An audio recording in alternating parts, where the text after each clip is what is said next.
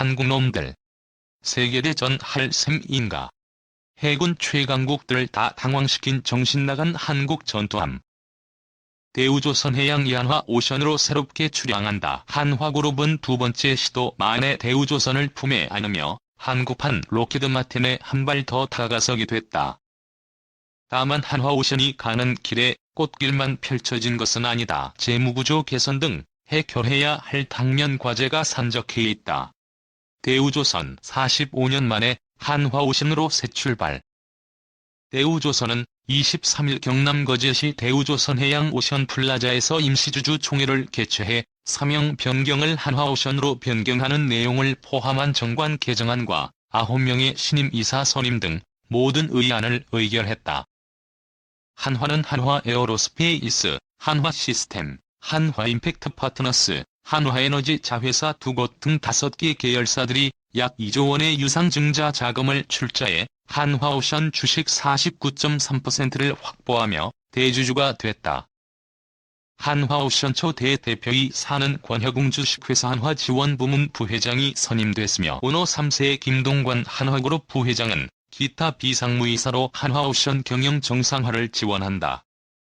대우조선이 한화오션 타이틀을 달기까지는 반세기 가까운 세월이 걸렸다. 대우조선은 전신인 대한조선공사가 1978년 대우그룹에 인수된 이후 45년 만에 대우 간판을 뗐으며 한화는 15년 만에 인수 제시 도 끝에 대우조선을 품었다. 이번 대우조선 인수로 한화는 한국판 로키드마틴의 마지막 퍼즐을 맞출 수 있을 전망이다. 한화는 2030년까지 방산 부문을 글로벌 디펜스 토텐으로 성장시킨다는 비전을 제시한 바 있다.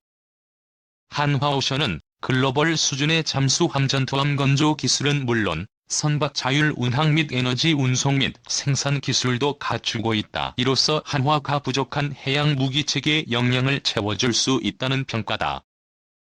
권혁웅 한화오션 신임 대표는 한화오션의 장점인 기술 중심의 우수한 문화를 기반으로 지속 가능한 친환경 기술 기업, 세계 최고의 경쟁력으로 안정적인 이익을 실현할 수 있는 글로벌 기업으로 육성해 나가겠다고 밝혔다. 한화오션 풀어야 할 과제 산적. 한화오션 앞에 장 및 빈미래만 펼쳐진 것은 아니다. 업계는 한화오션이 향후 재무구조 개선, 노사화합, 인력난 해소 등 지상 과제를 원만히 해결하는 것이 중요하다고 입을 모은다. 재무구조 개선은 가장 시급한 문제다. 대우조선은 지난해 1조 6천억 원이 넘는 영업 손실을 기록했다. 올해 1분기 역시 28억 원의 영업 손실을 기록하며 조선 빅3 중 흑자 전환 시기가 가장 늦다. 같은 기간 연결 기준 부채 비율 역시 1858.3%로 위험한 수준이다. 조선업계 인력난 역시 현재 진행형이다. 대우조선의 지난해 말 기준 임직원 수는 8,300명으로 10년 전에 비해 약 5,000명 감소했다. 조선소 현장 인력뿐만 아니라 선박 설계, 도면 작성 등을 맡는 고급 인력의 유출 문제도 심각한 것으로 알려졌다. 노사 화합도 더할 나위 없이 중요하다. 민주노총 금속노조 대우조선지회 소속 직원은 협력사를 제외하더라도 4,800명에 달한다. 여기에 강성노조인 민주노총 거제통영고성 조선하청지회는 지난해 옥포조선소 1독화를 점거하며 51일간 파업을 벌인 바 있다. 대우조선은 이 과정에서 총 8,000억 원의 손해를 입었다. 조선업계 관계자는 한화는 대우조선이 해결하지 못했던 문제를 안게 됐다며 지상 과제의 원만한 해결이 중요한 시기라고 말했다. 이 천안함사 육룡사 충정 기린 신형 호위함 취역. 해군 신형 호위함 천안함이 지난 19일 진해 군항에서 취역했다.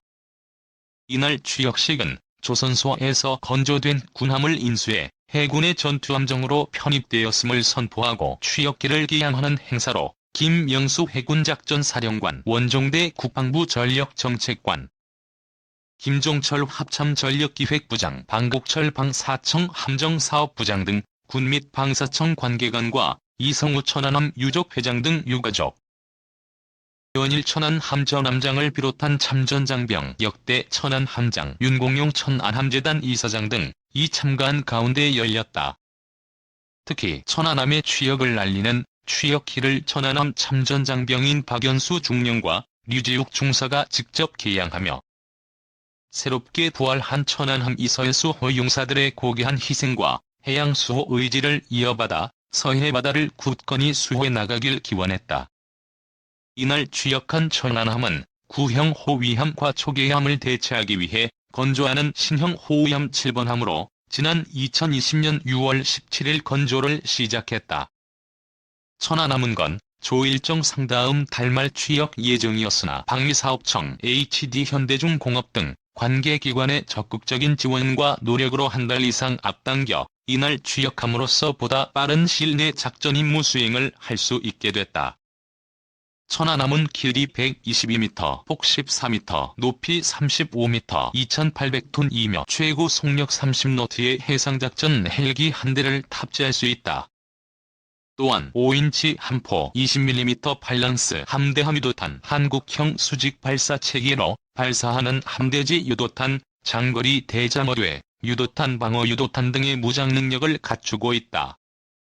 천안함은 선체고정 음탐기는 물론 과거 천안함에는 없었던 예인선 배열 음탐기를 탑재해 원거리에서도 잠수함을 탐지할 수 있는 능력을 보유했으며 장거리 대잠 어뢰인 홍상어를 탑재해 잠수함으로부터 생존성이 보장된 가운데 표적을 공격할 수 있다. 특히 천안함은 추진체계로 추진전동기와 가스 터빈 엔진을 결합한 하이브리드 추진체계를 탑재해 대잠 성능을 크게 향상시켰다. 평상시 소음이 작은 추진전동기를 운용해 잠수함의 탐지를 피해 은밀히 항해하고 잠수함 위협 시에는 가스터빈 엔진으로 전환해 고속 기동이 가능하다. 천안함은 취역 이후 전력화과 정과 작전 수행 능력 평가를 거쳐 올해 말 서해에 작전 배치 예정이다. 김용수 해군 작전사령관은 훈시에서 천안함 46용사의 애국 충정과 국민적 염원을 담아 부활한 천안함이 대한민국 해군의 핵심 전력으로서 해양수호 임무를 완벽히 수행할 것이다며 함장을 중심으로 전 장병이 일치단결해 천안함을 최고의 전투력을 가진 전투함으로 만들어줄 것을 당부했다. 천안함은 천안시를 함명으로 사용한 세 번째 함정이다. 최초 천안함은 1946년에 미국으로부터 인수해 취역한 상륙정으로 지난 1953년에 퇴역했다. 이대 천안함은 198년에 취역한 초계함으로 서해를 수호하다 2010년 3월 26일 북한 잠수정이 발사한 어뢰에 피격됐다.